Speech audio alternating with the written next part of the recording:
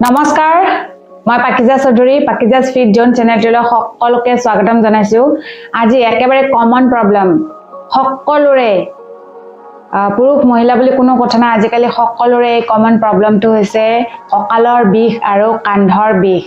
so কঁকালৰ বিষ আৰু কান্ধৰ বিষৰ নিজেই কৰিব পৰা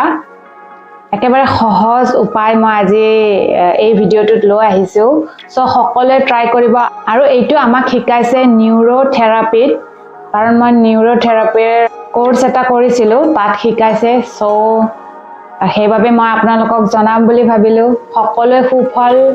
পাব বুলি আশা আছে আপোনালোকে কৰি চাব কমসে কম এসপ্তাহ কৰি চাব তাৰ পিছত মোক পাৰিলে জনোৱাৰ চেষ্টা কৰিব কমেন্টত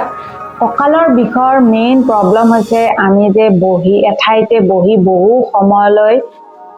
মোবাইলে চাই থাকো বা টিভিয়ে চাই থাকো তেতিয়াও বেছি লং ড্ৰাইভ কৰিলে গাড়ী চলাই গৈ থাকিলে তেতিয়াও কঁকালৰ বিষ হোৱাৰ চান্স থাকে আৰু ঠাণ্ডাৰ দিনত এনেও কঁকালৰ বিষ কান্ধৰ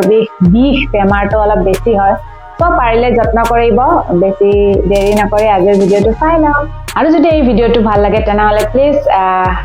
সাবস্ক্ৰাইব কৰিব পাৰিলে লাইক কমেন্ট আৰু শেয়াৰো কৰিব কোনোবা এই ভিডিওটোৰ পৰা সুফলো পাব পাৰে হয়নে নহয় সো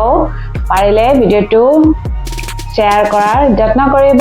এইটো হৈছে কঁকালৰ বিষৰ হাত দুখন নিজৰ গাৰ ফালে মুঠি মাৰি বাৰত বা যিকোনো আপোনালোকে ফুটা